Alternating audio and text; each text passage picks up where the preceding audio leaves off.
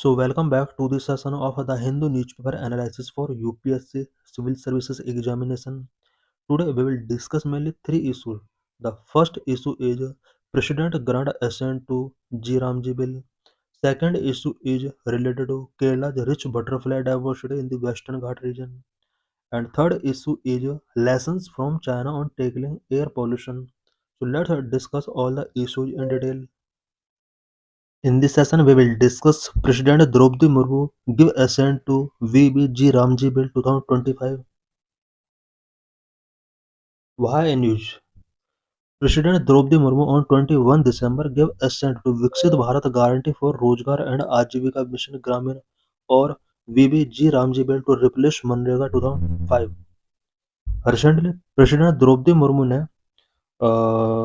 VBG Ramji bill को accent given किया है। VBG रामजी बिल जिसको मनरेगा एक्ट के साथ रिप्लेस किया गया है। How did MNREGA originate? MNREGA किस तरह से ओरिजिनेट हुआ? इन 2005 parliament pass the national rural employment guarantee act. 2005 में पार्लियामेंट ने national rural employment guarantee act पास किया था। इट मीन्स मनरेगा को पहले NREGA नरेगा के नाम से जाना जाता था। By 2008 it was extended to all district. 2008 तक इसको ऑल डिस्ट्रिक्ट तक एक्सटेंड कर दिया गया। After 2009 it was officially renamed the Mahatma Gandhi national rural employment guarantee act MNREGA. 2009 में इसको मनरेगा नेम गिवन किया गया। How was MNREGA unique? MNREGA किस तरह से यूनिक रहा है? Number one, give every rural household the right to demand 100 days of employment per year. MNREGA every rural household को पर ईयर 100 डेज का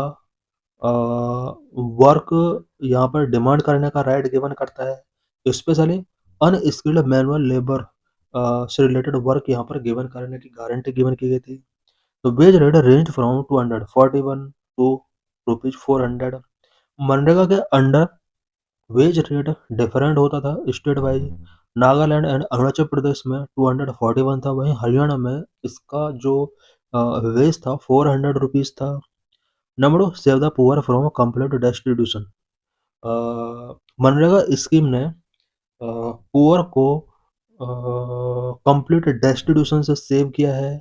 number three, it was universal and without any limitation. MNREGA scheme universal थी, कोई इसके अंदर limitation नहीं थी। It did not target any special social category such as SC और ST। MNREGA scheme का अंडर ऐसा नहीं है कि ओनली SC और ST के पीपल के लिए ही इसमें वर्क प्रोवाइड कराया जाता था, बल्कि यहाँ पर ऑल सोसाइटी के ऑल सेक्शंस के पीपल के लिए वर्क प्रोवाइड कराया जाता था। Unlike many Indian programme, it was not targeted at people holding below poverty line card. Number four, MNREGA was great advantage to the hugely disputed metric of measuring poverty. Anyone willing to work was able to access it. MNREGA scheme hugely disputed metric of measuring poverty. Poverty को major करने से related various dispute रहे हैं, और इस dispute को solve करने के लिए मनरेगा स्कीम एक इम्पोर्टेंट स्कीम थी। नंबर है वर्कर्स इन मनरेगा। मनरेगा में कितने वर्कर्स वर्क करते हैं? Active workers in MNREGA 12.61 crore. Women's participation around 58% in MNREGA. 35% of the total workforce are SC and ST। MNREGA के अंडर प्रेजेंट में अबाउट 12.61 करोड़ पीपल वर्किंग थे। वुमेन का पार्टिसिपेशन अगर बात किया जाए तो 58% वुमेन का पार्टिसिपेशन रहा है। SC ST के अबाउट 35% मनरेगा के अंडर वर्किंग कर रहे हैं। नंबर 6, मनरेगा रोल ड्यूरिंग कोविड-19 पैंडेमिक। कोविड-19 पैंडेमिक के ड्यूरिंग मनरेगा ने एक इम्पोर्टेंट रोल प्ले किया है। A survey led by Azim Premji University assessing Manrega's impact during COVID-19 found that in surveyed block in Karnataka, more than 60% of households felt that Manrega had contributed to the development of village. Why has government brought in a new bill? MNREGA को replace करने के लिए government ने new bill क्यों introduce किया था? Rampant corruption and misuse of fund. Government को लगा कि मनरेगा स्कीम के अंडर करप्शन एंड फंड का मिसयूज हो रहा है। MNREGA was riddled with several deficiencies including rampant corruption and misuse of fund by state government. Key changes the proposed bill introduced compared to MNREGA. Present में G RAM G bill के under क्या-क्या provisions किए गए हैं। Number 1, guaranteed employment days. The proposed bill increase the statutory guarantee of wage employment to 125 days per financial year for rural household, अब from the current 100 days under MNREGA. MNREGA के under 100 days की यहाँ पर employment given करने की guarantee given the गई थी, but present bill के अंडर 125 डेज तक इसको इंक्रीज किया गया है। Number of scheme framework. It marks a shift from a demand-driven entitlement-based safety net scheme to supply-driven mission-oriented program. It is aligned with rural development with the Viksit Bharat 47 vision. Number 3, funding mechanism. The financial model changes from a scheme where the center fully bore the wage cost to a centrally sponsored scheme. It fixes 60:40 fund sharing ratio between the central and state. Present में जो new bill initiate किया गया है इसके under 60:40 के base पर यहाँ पर एक्सपेंडिचर किया जाएगा। It mean central government 60%, state government 40% new bill के अकॉर्डिंग रूरल एम्प्लॉयमेंट पर एक्सपेंस करेगी। Number 4, peak agriculture season close. Pause employment for a total of 60 days annually during peak agriculture seasons, sowing and harvesting to ensure the availability of farm labor. It was not a mandatory provision under MNREGA. MNREGA के under ऐसा कोई provision नहीं था कि scheme को कुछ days के लिए पॉज कर दिया जाए, बट न्यू बिल के अकॉर्डिंग अब न्यू एक्ट को यहाँ पर पॉज किया जा सकता है 60 डेज के लिए। Number 5, planning and implementation. The new law aims to aggregate public work into a Viksit Bharat National Rural Infrastructure Stock, prioritizing water security, core rural infrastructure, livelihood projects, and climate resilient initiatives. It also institutionalized Viksit Gram Panchayat plan for integrated planning. Number 6, wage payments. The bill proposed a weekly payment of wages compared to 15-day payment window under the current MNREGA Act. MNREGA act के अंदर payment of wages के लिए 15 days का यहाँ पर time period fix किया गया था, बट न्यू बिल के अंडर ये वीकली बेसिस पर पेमेंट गिवन किए जाएंगे। In this session, we will discuss how China controlled air pollution, what India should learn from China to control air pollution in Delhi.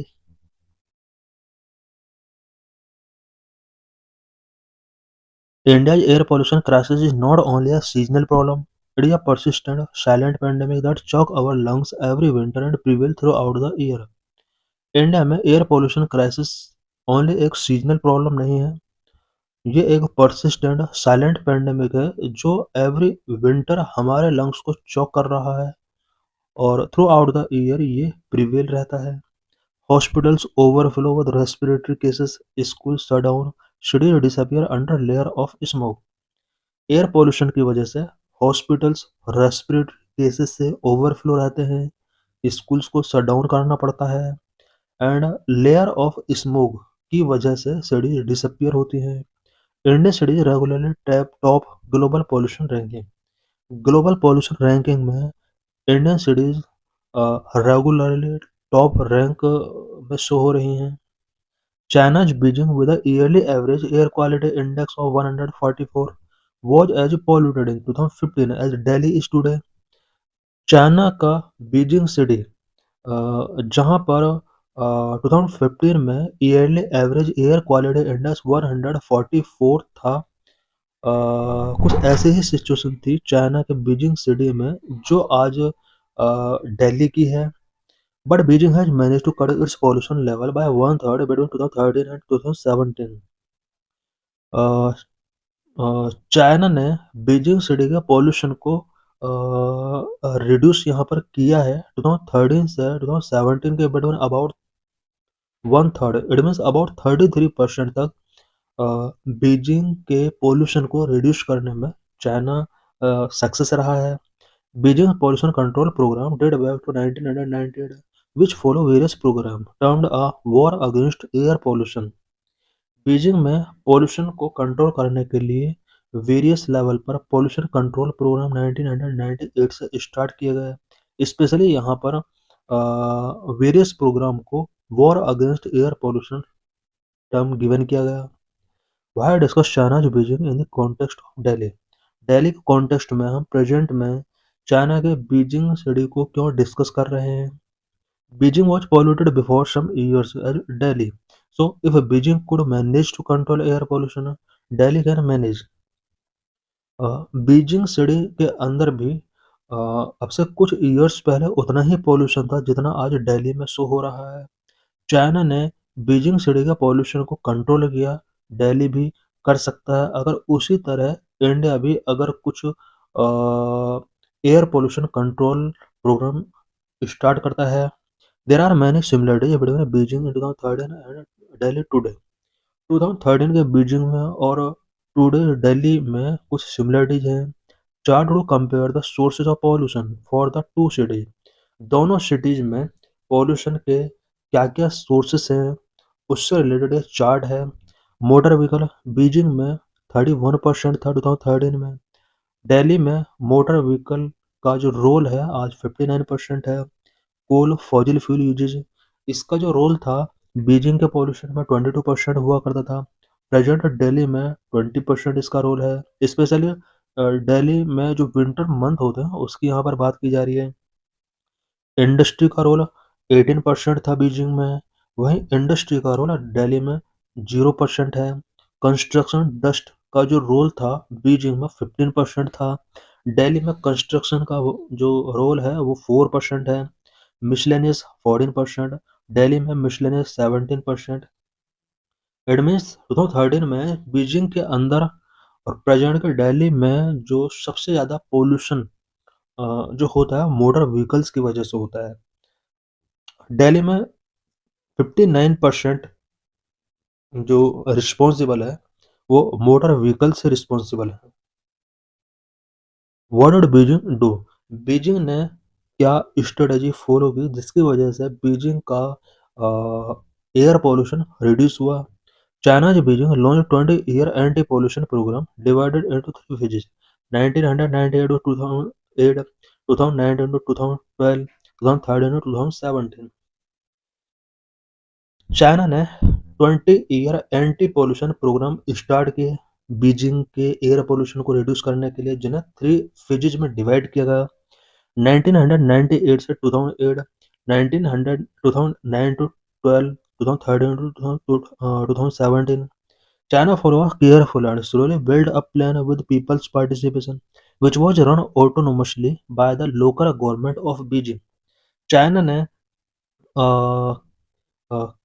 Careful and slowly build up plan start किया, उसमें people के participation को यहाँ पर include किया गया। Local government ने भी यहाँ पर बीजिंग के पॉल्यूशन को रिड्यूस करने में अपना एक इम्पोर्टेंट रोल प्ले किया। Sources of pollution in Beijing were broadly identified as. Beijing में पॉल्यूशन के क्या क्या स्पेशली सोर्स थे और उस सोर्स से रिलेटेड पॉल्यूशन को रिड्यूस करने के लिए क्या क्या इनिशिएटिव्स टेकिंग किए गए। Number one, energy structures and coal combustion, जिसका 22% कंट्रीब्यूशन था PM 2.5 में। For this source three step were taken. Energy structures and coal combustion से रिलेटेड यहाँ पर थ्री स्टेप्स टेकन किए गए। Number one, ultra low emission renovation. Number two, clean energy alternatives in power plant, renovation of coal fired bodies. Number three, elimination of civil bulk coal consumption used for residential heating. Number two, transportation structures, जिसका 31% role हुआ करता था। India में 59% role transportation structures का दिल्ली के pollution में। For transportation infrastructure, China government first retrofitted cars and public services vehicles with diesel particulate filters and gradually tightened emission standard. Then it went for scrapping through subsidies instead of decree or yellow labeled vehicles, heavy pollutant emitting vehicles. Subway and bus infrastructure was overhauled and expanded at a rapid rate. Number three, construction and industrial structures, जिसका 33% role हुआ करता था Beijing के pollution में। As of the industrial and construction activity, some of the steps taken: tightening environmental requirement, creating a green construction management model, efficient washing facilities, and implementing video monitoring with panel action against violators of the construction sites. Number 4. Regional cooperation. The last leg of the plan 2013-2017 especially focus on the need for regional cooperation coming together to roll out a collective plan for reducing ambient pollution in the region. This cooperation had a remarkable effect in reducing the level of pollution. Number 5. Financial investment. The single most important factor in Beijing achieving its goal, apart from planning, was the financial investment that the government committed to. सबसे important जो रहा वो financial investment रहा government ने जिसके लिए committed किया. What did Beijing achieve and how. Beijing को इन सभी इनिशिएटिव्स के थ्रू क्या अचीव हुआ and how. As a result of this meticulously planned strategy at multiple levels, between 2013 to 2017, the four major pollutants targeted under the policy fell by sulfur dioxide by 83%, nitrogen oxide 43%, volatile organic compound 42%, PM 2.5 59%. ये सब यहाँ पर China में reduce हुए. हम देख सकते हैं सल्फर डाइऑक्साइड 83% तक रिड्यूस हुआ. ये सब यहाँ पर कौन सा पॉल्यूटेंट कितना परसेंट तक रिड्यूस हुआ उससे रिलेटेड यहाँ पर ये चार्ट है. What Delhi learn from the Beijing experience. Beijing के एक्सपीरियंस से दिल्ली क्या लर्न कर सकती है. There are ideas on controlling pollution and Beijing is a perfect example to learn from. Pollution को कंट्रोल करने के लिए इंडिया के पास वेरियस आइडियाज हो सकते हैं बट बीजिंग इसका एक परफेक्ट एग्जांपल हो सकता है जिसके मेजर्स को हम फॉलो कर सकते हैं. Firstly, since private transportation is the biggest contributor to the local pollution, an efficient and comfortable bus metro integrated transport system need to be in place. Old vehicles need to be scrapped at earliest through a well thought out subsidy for scrap program instead of banning them. Secondly, Delhi's electricity is still supplied primarily through coal-fired plant. The energy system need a serious overhaul both from the side of the supply and demand. Subsidizing solar rooftop and connecting it to the grid with electricity bill discount could be such a step in this regard. Thirdly, much like the Beijing plan, Delhi needs to coordinate with the neighboring regions. Such a step may work in their collective interest. Fourth, people of Delhi need to fight for the right to clean air and hold the government accountable instead of normalizing poor air quality index. This change in attitude itself may go a long way in building pressure on government. In this session, we will discuss about butterfly diversity in Western Ghat. Lecture is important for GS paper 1, GS paper 3. What is the issue? Kerala has the highest butterfly diversity among all Indian states along the Western Ghat. Western Ghat में आने वाले all Indian state में से केरला ऐसा state है जहां पर highest butterfly diversity है. Here 328 species documented including 41 species endemic to the Western Ghat. Kerala के अंडर आने वाले वेस्टर्न घाट में अबाउट 328 बटरफ्लाई स्पीसीज यहाँ पर डॉक्यूमेंट की गई हैं जिनमें से 41 स्पीसीज वेस्टर्न घाट में एंडेमिक हैं. Western Ghat have 337 butterfly species and Kerala account for nearly the entire diversity. Western Ghat में बटरफ्लाई का ओवरऑल 337 स्पीसीज है जिनमें से 328 स्पीसीज ओनली केरला के अंदर हैं. The butterfly fauna of the Kerala span 6 families. Butterfly species जो केरला के अंडर हैं 6 फैमिलीज से बिलोंग करने वाली स्पीसीज है सच एज नाम्फैलिडाई, लाइकेनिडाई, हेस्पेरिडाई, पेप्लुनिडाई, पायरिडाई, राइनोडाई. ये सब बटरफ्लाइज की कुछ फैमिलीज हैं जो कि केरला के अंडर फाइंड आउट की गई हैं. About Western Ghats. The Western Ghat also known as the Sahyadri hills region flora and fauna. Western Ghat को सह्याद्री हिल्स के नाम से भी जाना जाता है. Flora and fauna Western Ghat में बहुत ज़्यादा है। The range is called Sahyadri in northern Maharashtra and सह प्रवर्तन इन केरला। नॉर्दर्न महाराष्ट्र में वेस्टर्न घाट को सह्याद्री के नाम से जाना जाता है, whereas केरला में इसको सह प्रवर्तन के नाम से जाना जाता है। Various coast name of western Ghat. Western Ghat में कोस्ट के डिफरेंट नेम है, such as Konkan coast in northern portion, Kanara coast in central portion and Malabar coast southern portion. Western Ghat का नॉर्थर्न पोर्शन को कोंकण कोस्ट के नाम से जाना जाता है एंड सेंट्रल पोर्शन को कन्नर कोस्ट के नाम से जाना जाता है, सदर्न पोर्शन को मालाबार कोस्ट के नाम से जाना जाता है।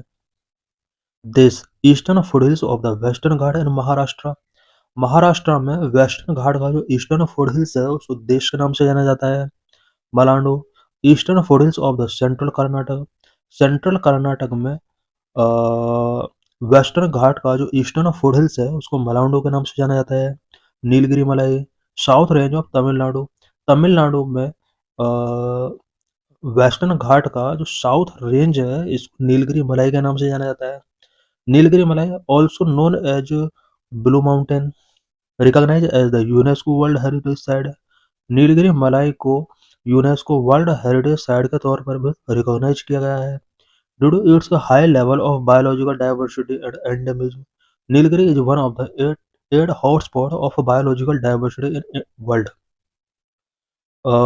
नीलगिरी मलाई के under biological diversity and endemism की वजह से नीलगिरी को वर्ल्ड के एट हॉटस्पॉट में से, स्पेशली बायोलॉजिकल डाइवर्सिटी के रिस्पेक्ट में एट हॉटस्पॉट में से इसको प्लेस गिवन किया गया है। Geology of western Ghat. There are two views related to geology of western Ghat. Western Ghat की जियोलॉजी से रिलेटेड टू व्यूज है। Number one, Western Ghat mountains are block mountain formed due to the down warping of part of land into the Arabian sea. Western Ghat को block mountain के तौर पर जाना जाता है और ऐसा एक्सपेक्ट किया जाता है कि ये अरेबियन सी में एक पार्ट का डाउन वार्पिंग हुआ है। जिस तरह से पिक्चर गिवन है, एक पार्ट अरेबियन सी में डाउन वार्पिंग हो गया, दूसरा पार्ट जो अबव है उसको वेस्टर्न घाट के तौर पर यहाँ डेजिग्नेट किया जाता है। Number two, Western Ghat mountain are not true mountain but are the fault edge of the Deccan प्लेटू।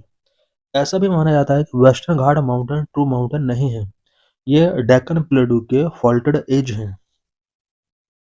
Basic topography of western Ghat. Western Ghat का बेसिक टोपोग्राफी क्या है? Geographical extent. Western Ghat extend from the Satpura range in the north, go through Goa, Karnataka, Kerala and Tamil Nadu and at Kanyakumari embrace Indian Ocean. Western Ghat north में Satpura range से start होता है, गोवा, कर्नाटक, केरला, तमिलनाडु से go through होता हुआ इंडियन ओशन के कन्याकुमारी में एंड होता है। अचेरा mountain run parallel to western coast in a 1600 kilometre long stretch approximately 30 to 40 kilometre inland. Western coast के पैरेलल चेन ऑफ माउंटेन, जिसको वेस्टर्न घाट के नाम से जाना जाता है, ये पैरेलल रन करता है वेस्टर्न कोस्ट के। अबाउट 1600 किलोमीटर इसकी लेंथ है, 30 टू 40 किलोमीटर कोस्ट के इनलैंड या माउंटेन स्प्रेड है। This mountain cover an area of around 1,40,000 kilometre square. Western Ghat का जो ओवरऑल एरिया है वो 1,40,000 स्क्वायर किलोमीटर है। Mountain ranges. Nilgiri range link the Western Ghat to the Eastern Ghat. Nilgiri range Western Ghat को Eastern Ghat के साथ लिंक करता है। अनामोडी peak in Kerala. Anamudi peak Kerala में है। It is highest peak in the Western Ghat. Western Ghat का हाईएस्ट पीक अनामोडी पीक है। Also highest peak in the India outside the Himalaya. Himalaya के आउटसाइड इंडिया में अनामोडी पीक हाईएस्ट पीक है। Famous hill stations. Western Ghat के famous hill stations such as Panchgani, Amboli Ghat, Matheran, Lonavala Khandala, Mahabaleshwar, Kudremukh and Kodagu, ये Western Ghat के कुछ famous hill stations हैं। River flowing in western Ghat, western Ghat में कौन कौन सा रिवर फ्लो होता है? West flowing rivers, Netravati, Sharavati, Periyar, Bharathapuzha, Mandovi, etcetera. Rivers are fast moving, short distance traveled and steeper gradient, so Western Ghat more useful to production of hydroelectricity. Western Ghat में west flowing river fast moving है इनका, distance travel जो किया जाता है, short distance travel किया जाता है इनके थ्रू, एंड स्टीपर ग्रेडियंट इनके अंदर है. यही वजह है कि Western Ghat hydro electricity production के लिए इम्पोर्टेंट है. East flowing river such as Godavari, Krishna, Kaveri and many smaller tributaries river such as Bhima, Malaprabha, Tunga, Tungabhadra, Ghataprabha, Hemavathi, Kabini. Comparatively slower moving east flowing rivers जो भी हैं इनका जो मूविंग है वो वेस्ट फ्लोइंग रिवर के कंपेयर में स्लोअर है. Wild life in western Ghat, western Ghat में वाइल्ड लाइफ से रिलेटेड यहाँ पर कुछ इंपॉर्टेंट पॉइंट्स डिस्कस करेंगे. Stripe necked mongoose, Indian brown mongoose, Nilgiri marten, brown palm civet, small Indian civet and leopard cat are small carnivores found here. Endemic species Nilgiri tahr, Nilgiri tahr एक endemic species है जो कि only western Ghat में ही find out किया जाता है. Lion tailed macaque, long tailed macaque, long tailed macaque भी western Ghat का एंडेमिक स्पीसीज है. अबाउट 325 ग्लोबली थ्रेटन्ड स्पीसीज अगर in western Ghat. Globally threatened species जो कि IUCN रेड लिस्ट के अंडर मेंशन की होती हैं, 325 globally threatened species west Western Ghat के अंदर यहाँ पर मिल जाएंगे. Globally threatened flora and fauna species found here such as 229 plant species यहाँ पर मिल जाएंगी. ये वो स्पीसीज हैं जो ग्लोबली थ्रेटन्ड है, प्लांट और एनिमल स्पीसीज दोनों यहाँ पर मिल जाएंगे. 31 mammal species, 15 bird species, 43 amphibian species, 5 reptile species and 1 fish species.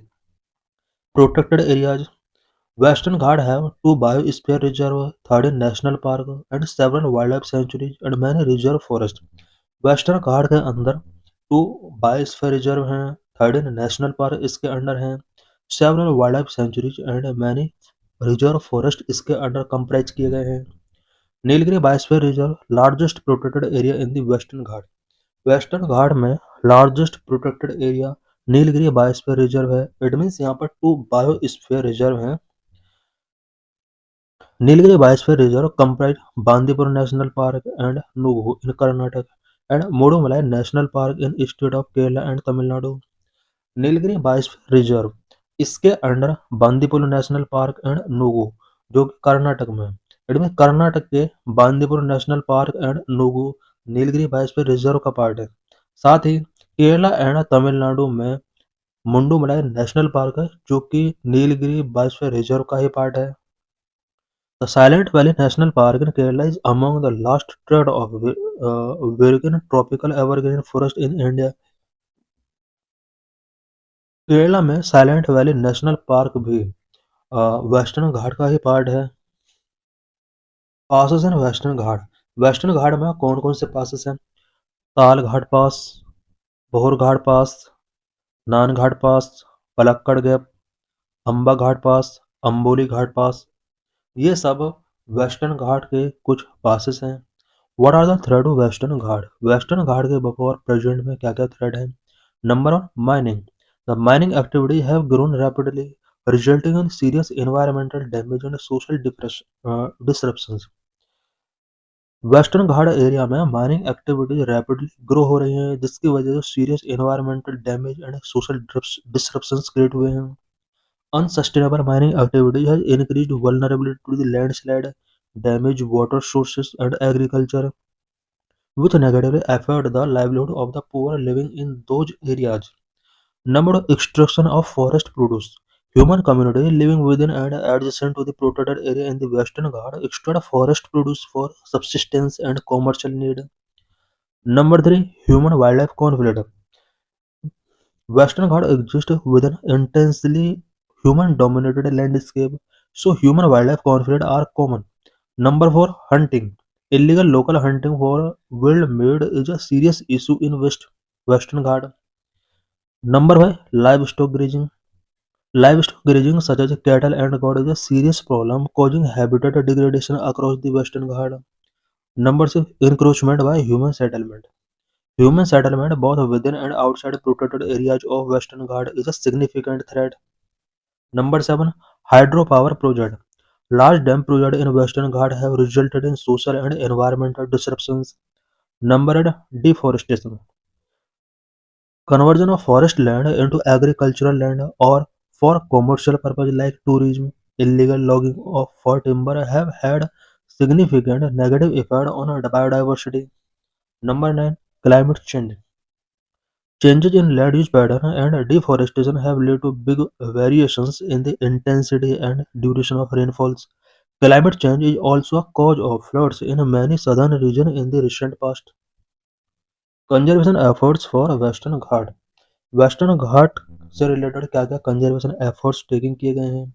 Various committees for western Ghat. India में वेस्टर्न घाट को प्रोटेक्ट करने के लिए पास्ट में वेरियस कमिटीज फॉर्म की गई हैं such as number one Gadgil committee 2011 known as Western Ghat Ecology Expert Panel. It recommended that all of the Western Ghat be declared as the ecological sensitive zone areas. Gadgil committee ने recommend किया था कि all western Ghat area को ESA ecological sensitive area के तौर पर designate कर देना चाहिए. Only limited developmental should allowed in graded zone. इस कमेटी ने यहाँ पर रिकमेंड किया कि ग्रेडेड जोन में लिमिटेड डेवलपमेंट एक्टिविटी को परमिट किया जाना चाहिए. Number two Kasturi Rangan committee 2013 try to balance the environment protection and development in contrast to recommended proposed by the Gadgil report. Kasturi Rangan committee जो कि 2013 में सेटअप की गई थी, इसने डेवलपमेंट और एनवायरमेंटल प्रोटेक्शन के बिटवीन बैलेंस को यहाँ पर प्रायोरिटी गिवन किया और गैडगिल रिपोर्ट के अंडर जो भी रिकमेंडेशंस गिवन किए गए थे, ये जो रिपोर्ट थी कस्तूरी रंजन वो उस कॉन्ट्रास्ट थी. Recommended that instead of the total area of Western Ghat, only 37% of the total area should be brought under ESZ. Kasturi Rangan committee ने यहाँ पर रिकमेंड किया कि वेस्टर्न घाट के ऑल एरिया को ESA ecological sensitive area declare करने के बजाय ओनली 37% पार्ट को ही यहाँ पर ESZ economically sensitive zone declare कर देना चाहिए. Complete ban on mining enquiring भी इम्पोज्ड इन ESA रीजन में माइनिंग क्वायरिंग जैसी एक्टिविटीज को कम्प्लीटली यहाँ पर बैन करना होगा. तो thanks for watching this video.